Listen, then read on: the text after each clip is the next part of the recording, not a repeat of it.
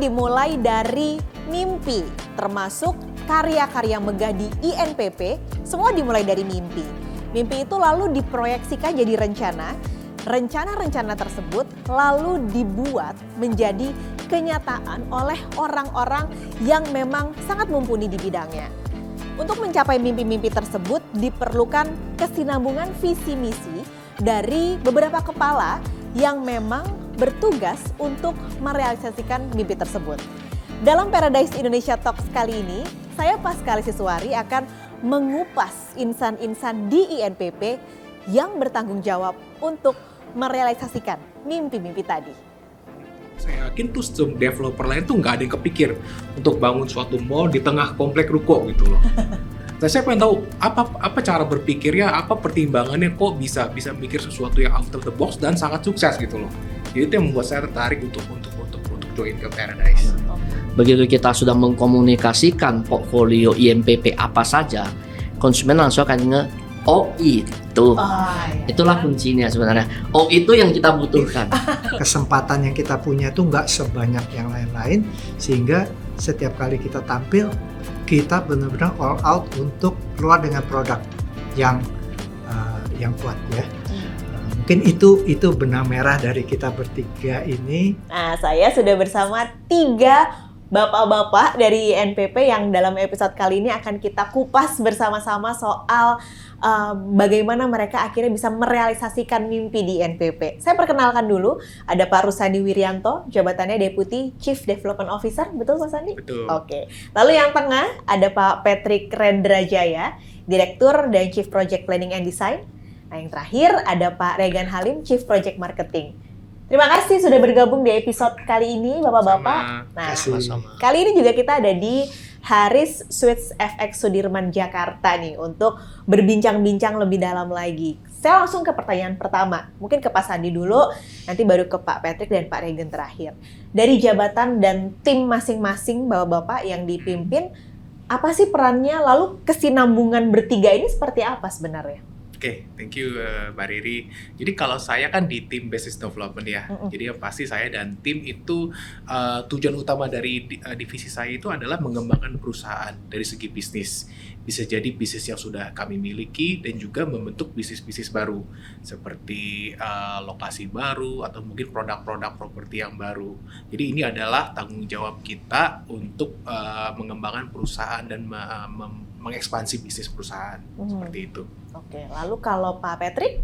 Oke, di tahap Pak Sandi merumuskan bisnis yang baru, itu kami mensupport dalam arti perhitungan komersialnya dibuat oleh Pak Sandi, saya mengeceknya kepada regulasi pemerintah, block plan istilahnya, bentuk bangunannya kira-kira boleh berapa lantai, berapa luas, supaya visibility study yang dibuat Pak Sandi itu tervisualisasikan untuk internal kita memahami apa yang mau dibuat.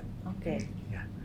Itu setelah dikonfirm oleh board, oleh owner, konsep bisnisnya disetujui, block plan-nya disetujui, baru Pak Sandi melanjutkan estafetnya, konsep bisnis itu diwujudkan ke tahap desain.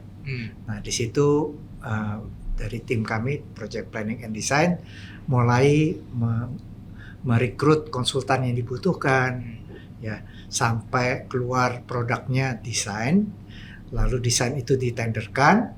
Setelah itu saya melanjutkan estafetnya ke Project Construction namanya, itu departemen yang akan melaksanakan. Jadi itu tahap pembangunannya. Setelah tahap pembangunan selesai atau paralel ya, paralel dengan tahap desain, tahap pembangunan, estafetnya ke Pak Regan untuk memarketingkan. Betul, karena sesuai namanya ya, Chief Project Marketing. Nah, berarti Pak Regan ini tugasnya apa Pak? Oke, kalau saya dari awal pas project sebelum mulai, saya biasanya membantu tim Pak Sandi, tim BizDev melakukan market research dulu. Jadi sama-sama kita mengecek kira-kira saat ini produk apa yang bakal bisa diserap market dan produk apa yang bakal kita launch ke market. Nah, lalu kemudian setelah itu, setelah dirumuskan oleh timnya, oleh Pak Sandi dan tim, Setelah itu ya kita mulai masuk ke publik. Jadi mulai dari menyiapkan press list sampai dengan strategi marketing sampai dengan launching dan juga after launching seterusnya. Karena namanya marketing ini kan dia napasnya harus panjang ya. Jadi sampai dengan produk ini selesai dipasarkan. Jadi kita juga menyiapkan strateginya jangka panjang juga. Oke. Jadi kurang lebih seperti itu. Jadi sebenarnya ini selain estafet sebenarnya jadi lingkaran yang nggak terputus ya Pak, karena nggak Pak Sandi juga nggak ujuk-ujuk bikin sesuatu yang nggak akan terserap di pasar, nanti Pak Regena yang ngos-ngosan karena nggak kejual. Tapi menariknya ini Pak Patrick berarti yang sekaligus sudah cukup lama juga di NPP, Pak Patrick, unit-unit bisnis ini apakah memang sudah ada dari awal INPP lahir atau muncul karena adanya perubahan model bisnis di INPP? Oke, saya mesti flashback ya. INPP itu dimulai tahun 2000. Ya, tahun 2000 itu kalau kita ingat itu baru saja Indonesia ditempa krisis moneter yang sangat berat waktu itu. Jadi praktis seluruh lini usaha tuh lumpuh, apalagi properti. Nah, di tahun 99 2000 itu founder kami mengajak saya berbincang-bincang, ini kira-kira dengan kondisi begitu bisnis apa yang bisa dilakukan. Tentunya bisnisnya bukan sesuatu yang jangka pendek, karena jangka pendek waktu itu kemampuan bangsa Indonesia sangat drop ya, dengan valutanya rupiah sangat rendah, kemampuan daya belinya juga turun sekali, sehingga terpikir ini harus bisnis yang sifatnya jangka panjang, karena nggak akan investasi kita kembali dalam jangka pendek. Nah, jangka panjang itu pilihannya sebetulnya kebetulan juga itu yang bidang yang disenangi oleh founder kami, yaitu di perhotelan. Karena kalau hotel itu kita bicara investasi 8 sampai 10 tahun. Nah, itu kita ideal sekali dengan kondisi krismon waktu itu. Jadi kita mulai INPP itu dengan usaha hotel. Nah, lalu hotel seperti apa, di segmen apa, kita juga tahu ini nggak mungkin lagi kita bermimpi bikin hotel bintang 4, 5, itu nggak. Saat itu nggak mungkin gitu kondisinya ya. Sehingga kita merumuskan, kita masuk di segmen menengah, bintang 3. Karena kita lihat di bintang 3 itu di bawahnya adalah bintang 2 atau losmen. Losmen itu dikelola secara pribadi biasanya. Nah, bintang 3 itu saat itu hanya ada beberapa chain internasional. Sehingga waktu itu kita pikir kita masuk ke segmen bintang 3 dikelola secara profesional dan secara standar internasional. Jadi kita membentuk suatu tim dengan tausiah manajemen, kita membentuk manajemen standar internasional untuk bintang 3. Nah, itu 10 tahun pertamanya INPP. Kita membangun dari hotel ke hotel, lalu kemudian kita sebut namanya Haris. Nah, kebetulan kita berada di Hotel Haris, ini salah satu dari produk kami. Hotel Haris itu, kalau hotel ya pada umumnya itu sebetulnya tidak membutuhkan branding di grupnya. Yang di brand adalah hotelnya, merek hotelnya ya. Jadi kita waktu itu belum memerlukan Pak Regen, belum memerlukan Pak Sandi, karena yang merumuskan bisnis adalah dari hotel operatornya.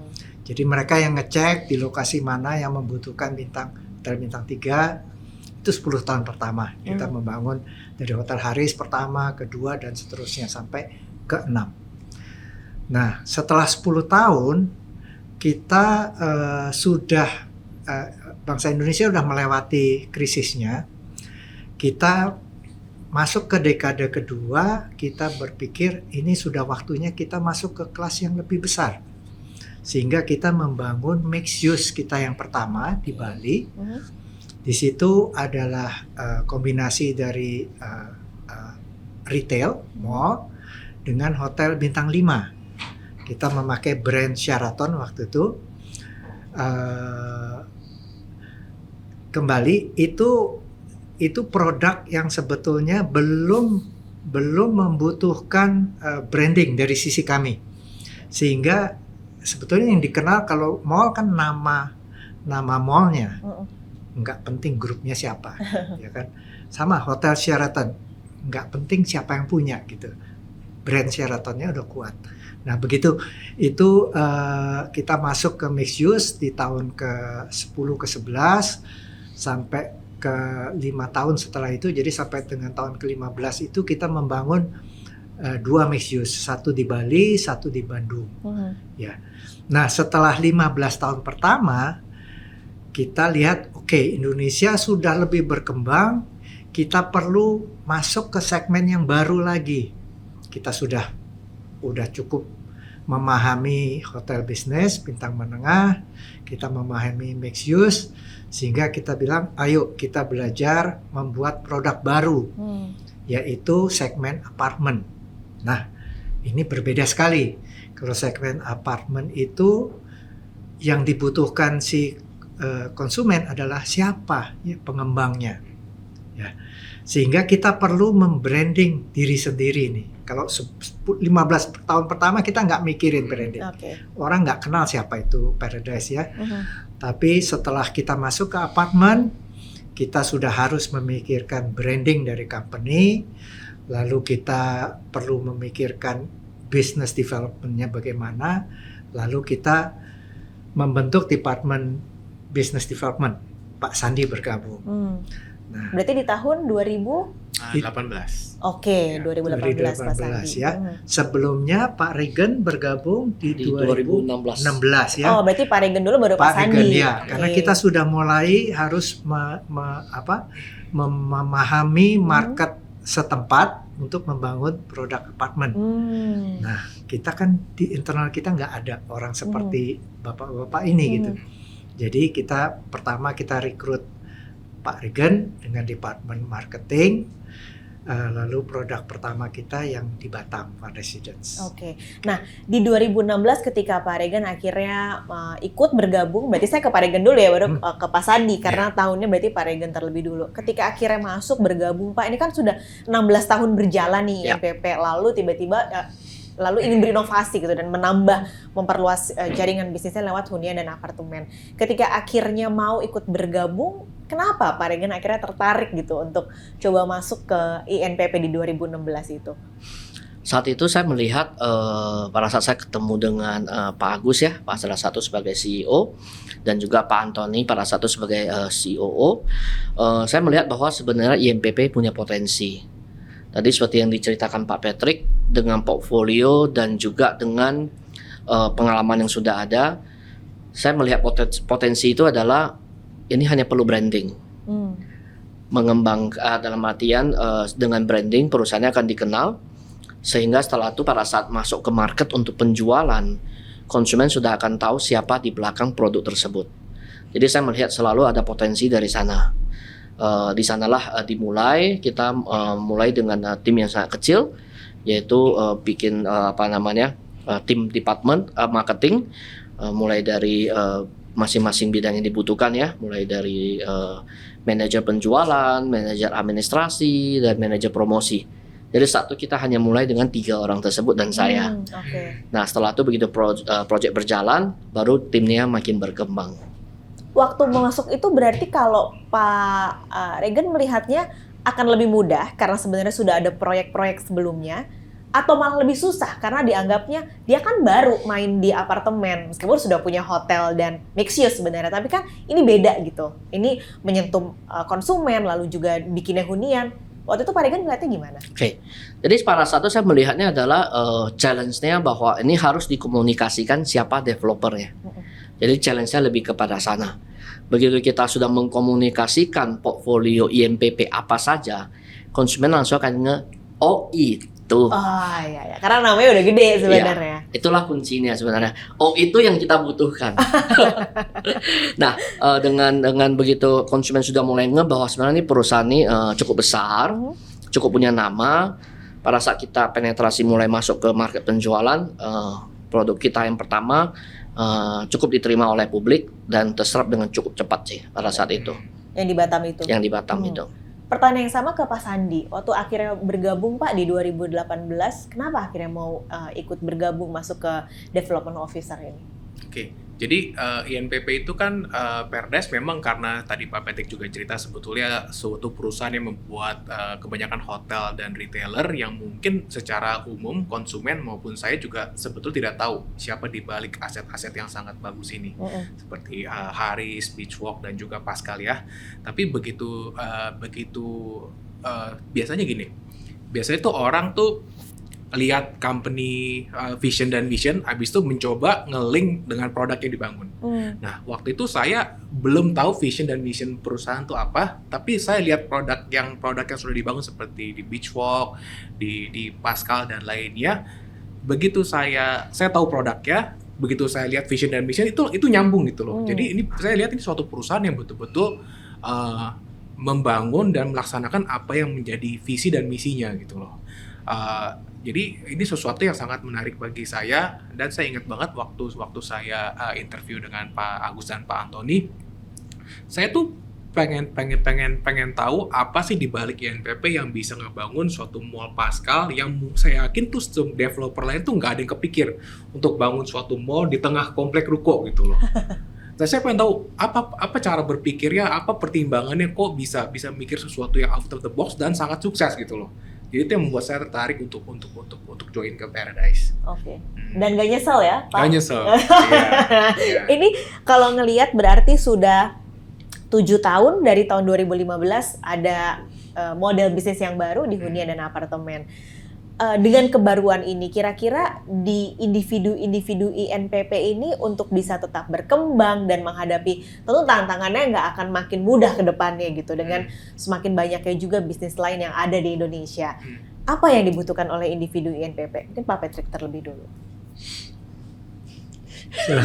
Oke, berarti Pak Sandi. Boleh Pak Sandi dulu.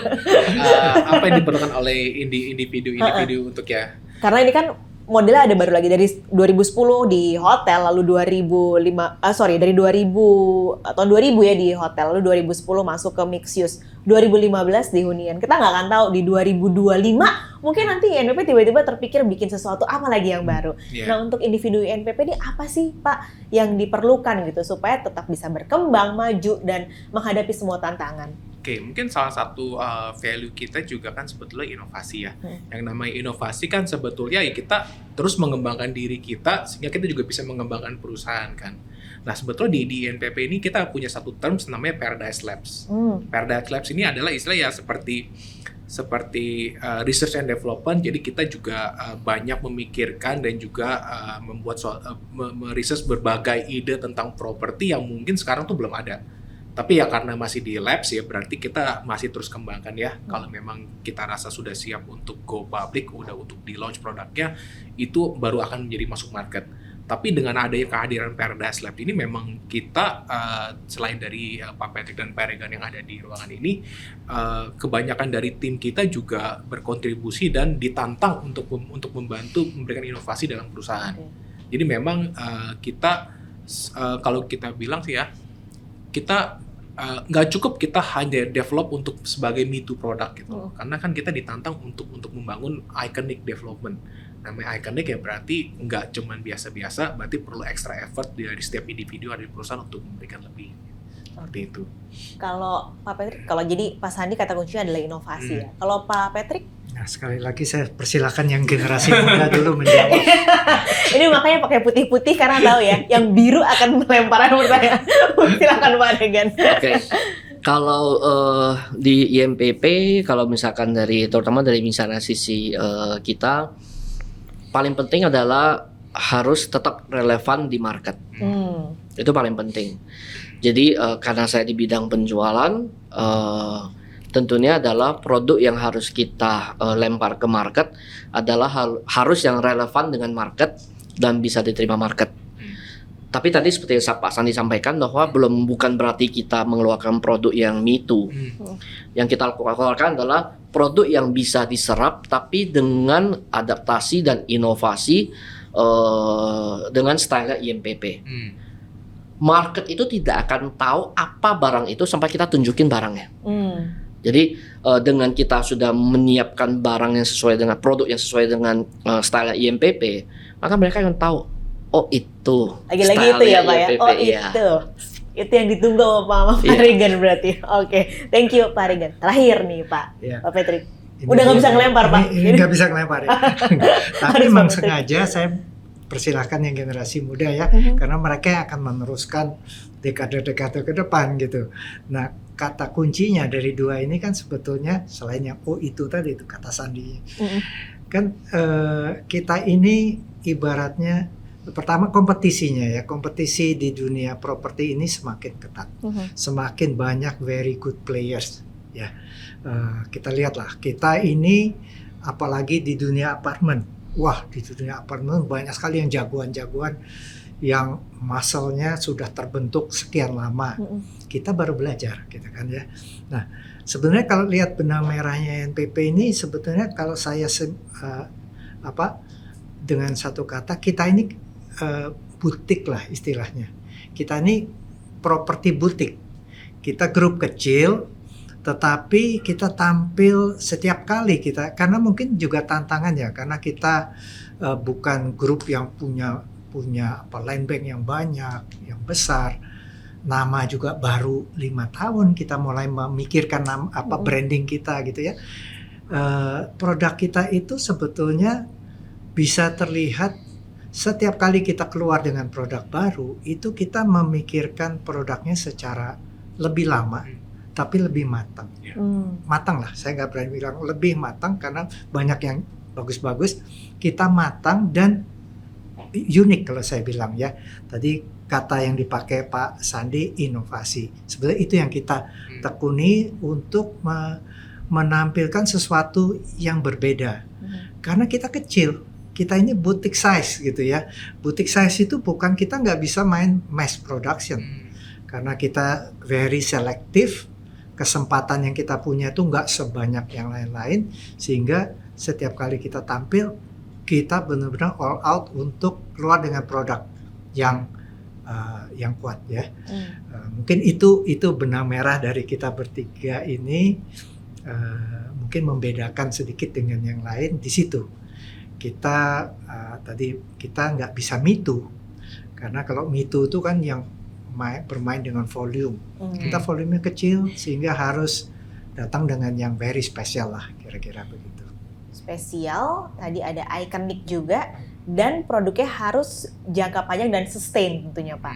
Kalau aku rangkum yang dibutuhkan adalah tentu untuk semua ini inovasi dan riset.